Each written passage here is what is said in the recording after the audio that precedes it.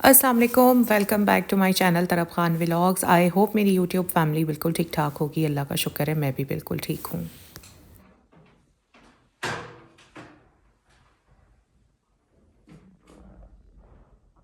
میرے گھر کے کافی ایسے کام تھے جو میں نے مصروفیت کی وجہ سے کافی عرصے سے پینڈنگ میں ڈالے ہوئے تھے، بٹ اب میں نے تھوڑی ہمت کی اور اپنے گھر کے میں نے سارے کام کروائے۔ کچھ کام تو پلمبر کا تھا، 3 دن آلموسٹ 3 دن یس پلمبر نے کام کیا، کیونکہ میرے کافی واش رومس کی جو ٹیپس ہیں نا وہ بند ہوئی ہوئی تھیں، مطلب پانی تو آتا تھا لیکن کم آتا تھا، فل فلو سے پانی نہیں آتا تھا، تو ان ٹیپس کا کچھ بھی نہیں ہونا تھا، صرف انہیں کھول کر صاف کرنا تھا۔ باقی طرف کے واش روم کا جو شاور ہے وہ خراب ہوا ہوا تھا۔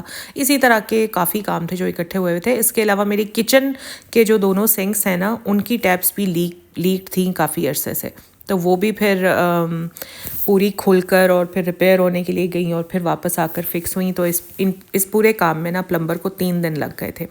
پلمبرنگ کا کام کمپلیٹ ہوا تو میں نے پھر الیکٹریشین کو بلوا لیا۔ گھر کی کافی لائٹس تھیں جو خراب ہوئی ہوئی تھیں، 1-2 مررز تھے جو میں نے وال میں لگوانے تھے، تو وہ بھی الیکٹریشین ہی سے میں کام کروا لیتی ہوں۔ تو بس آج الیکٹریشین کا آخری دن ہے، یہ ساری لاؤنج کی لائٹس وغیرہ چینج ہو جائیں گی، اس کے بعد میں ان کا بل کلیئر کر دوں گی اور میرا الیکٹریشین کا کام بھی ختم ہو جائے گا۔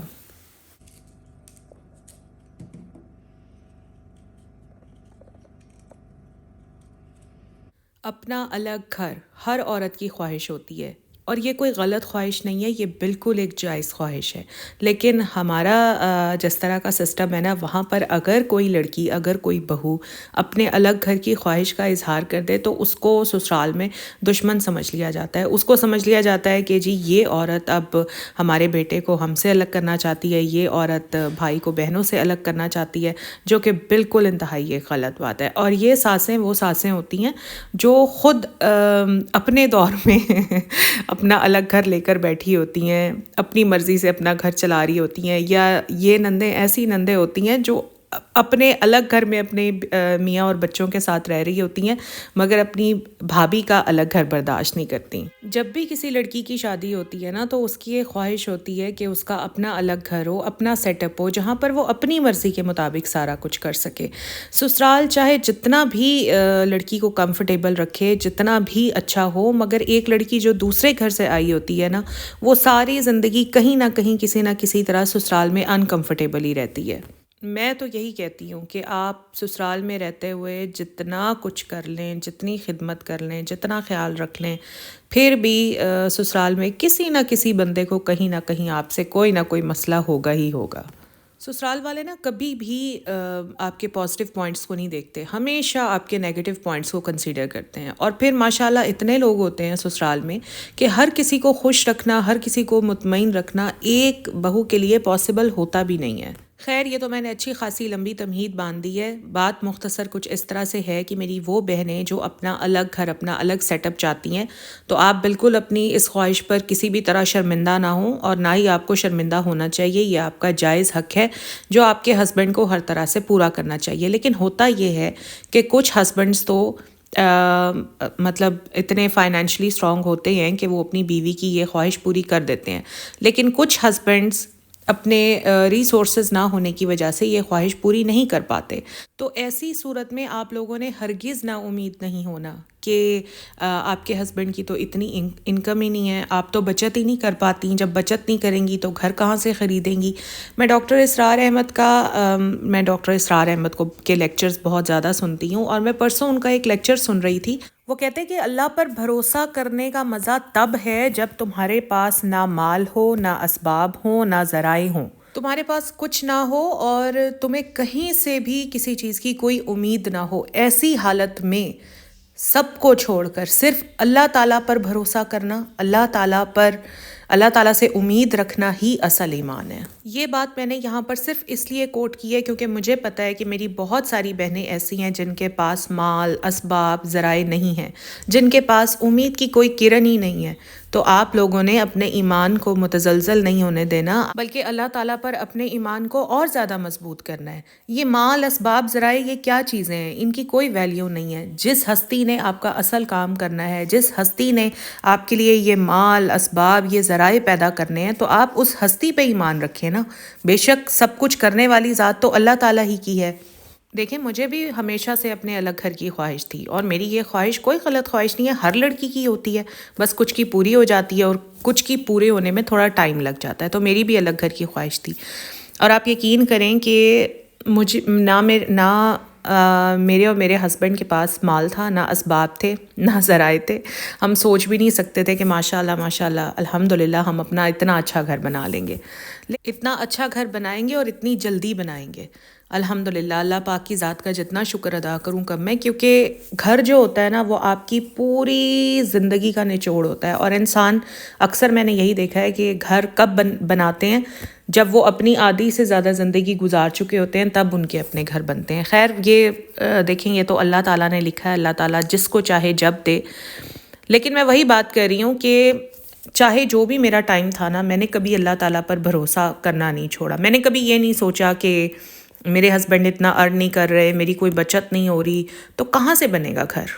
یا میں یہ نہیں سوچتی تھی کہ میرے پاس ریسورسز ہی نہیں ہیں تو گھر کہاں سے بنے گا. میں یہ نہیں سوچتی تھی. میں تو صرف اللہ تعالیٰ پر بھروسہ کرتی تھی، صرف اللہ تعالیٰ سے دعا کرتی تھی.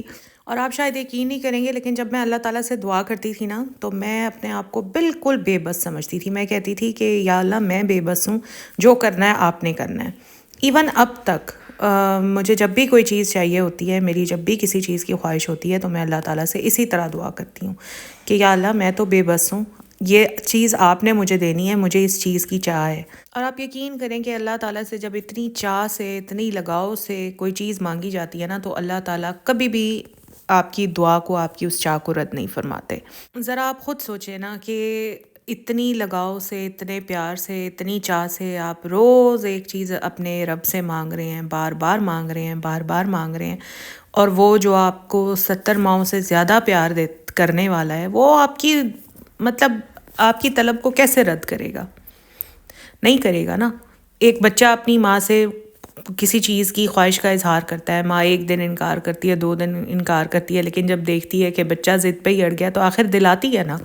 تو اللہ تعالیٰ تو ہمارا وہ رب ہے جو ہمیں ہماری ماں سے بھی 70 گنا زیادہ پیار کرتا ہے. تو ہم اپنے رب سے یہ کیسے سوچ سکتے ہیں کہ ہم اس سے کوئی چیز مانگیں گے اور وہ ہمیں نہیں دے گا. میں نے اپنے ذاتی گھر کے حصول کے لیے کون سا وظیفہ کیا تھا وہ میں ابھی آپ کو بتاتی ہوں. لیکن اتنا بڑا انٹروڈکشن دینے کا مقصد یہ تھا کہ دیکھیں جب بھی ہم کوئی وظیفہ کرنے لگتے ہیں نا، تو ہمارے دل میں یہ پختہ یقین ہونا چاہیے کہ جس مقصد کے لیے ہم یہ وظیفہ کر رہے ہیں انشاءاللہ ہمیں اس مقصد میں کامیابی حاصل ہوگی. اب دیکھیں ہم جب دعا کرتے ہیں، اگر ہمارے دل میں یقین ہی نہیں ہے کہ اللہ تعالیٰ ہماری دعا سنے گا، تو پھر اس دعا کا کوئی فائدہ بھی نہیں ہے. ایسی دعا عرش تک پہنچتی بھی نہیں ہے. تو وظیفہ کرنے سے پہلے آپ کا دل، آپ کا دماغ اس بات پر بالکل مطمئن ہونے چاہیے کہ انشاءاللہ اللہ تعالیٰ آپ کی یہ حاجت ضرور پوری کریں گے. اچھا، اس وظیفے کو کرنے کے لیے آپ کا 5 وقت کا نماز پڑھنا بہت ضروری ہے.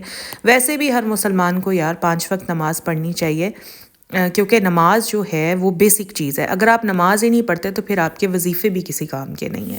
تو سب سے پہلے تو آپ نے 5 وقت نماز پڑھنی ہے، اور آپ نے ڈیلی رات کو عشاء کی نماز کے بعد 313 بار سورہ اعراف کی آیت نمبر 10، یہاں پر میں اسکرین شاٹ لگا رہی ہوں، بس یہ ڈیلی آپ نے عشاء کی نماز کے بعد 313 بار پڑھنا ہے. پڑھنے کے بعد آپ نے اللہ تعالیٰ سے اپنی حاجت بیان کرنی ہے، اور یہ آپ نے تب تک کرنا ہے جب تک آپ کو اپنے مقصد میں کامیابی نہیں مل جاتی. اچھا، اکثر ایسے ہوتا ہے کہ جب بھی میں کوئی وظیفہ آپ لوگوں کو بتاتی ہوں نا، تو آپ لوگ پھر کامنٹس میں آ کر کہتے ہیں کہ اس وظیفے کو ہم اس مقصد کے لیے پڑھ سکتے ہیں. تو جناب یہ جو آج کا وظیفہ ہے، یہ میں نے آپ کو صرف ایک ہی مقصد کے لیے بتایا ہے، اور وہ ہے آپ نے اس کو اپنے ذاتی گھر کے حصول کے لیے پڑھنا ہے. ٹھیک ہے، اس کو آپ نے اور کسی مقصد کے لیے بھی نہیں پڑھنا.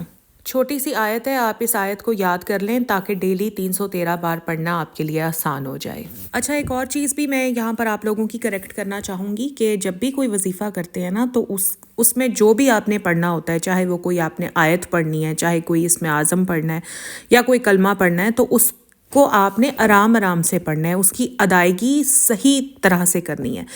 جیسے چھوٹی سی مثال آپ کو دیتی ہوں. فرض کریں یا لطیفوں کا ایک وظیفہ ہوتا ہے، ٹھیک ہے، تو یا لطیفوں میں اب فرض کریں اگر یا لطیفوں ایک مثال دے رہی ہوں کہ 313 بار پڑھنا ہے، تو پھر ہم کیا کرتے ہیں جلدی جلدی پڑھنے کے لیے یا لطیفو یا لطیفو یا لطیفو یا لطیفو یا لطیفو اس طرح کر کے پڑھتے ہیں، ہے نا، تاکہ جلدی جلدی 313 بار کمپلیٹ ہو جائے۔ اگر آپ نے اس طرح کر کے پڑھنا ہے تو پھر کوئی فائدہ نہیں ہے، کیونکہ اس میں ادائیگی غلط ہو جاتی ہے، تلفظ غلط ہو جاتا ہے، میننگ غلط ہو جاتا ہے، ٹھیک ہے۔ وظیفہ پڑھنے کا طریقہ یہ ہوتا ہے کہ آپ نے وظیفے کے اندر جو بھی پڑھنا ہے وہ صحیح تلفظ کے ساتھ پڑھنا ہے، آرام آرام سے پڑھنا ہے، ٹھہر ٹھہر کے پڑھنا ہے۔ کسی بھی کام میں جلدی ویسے بھی خرابی کا باعث بنتی ہے، اور وظائف تو ویسے بھی آرام آرام سے پڑھنے چاہیے، جلدی جلدی نہیں پڑھنے چاہیے۔ تو اپنی بہنوں کو میں یہی بات کہوں گی کہ رات کو جب آپ اپنے سارے کام سمیٹ لیں نا، جب آپ کو لگے کہ اب آپ فارغ ہیں، تو پھر آپ عشاء کی نماز پڑھیں۔ اور اب عشاء کی نماز آپ نے اتنی بھی لیٹ نہیں کر دینی کہ نماز کا ٹائم ہی ختم ہو جائے، مطلب جلدی جلدی اپنے کام ختم کر لیں، بچوں کو بھی سلا دیں، اور اس کے بعد سکون کے ساتھ بیٹھ کر آپ نماز پڑھیں، اور نماز کے بعد وظیفہ کریں اور دعا مانگیں۔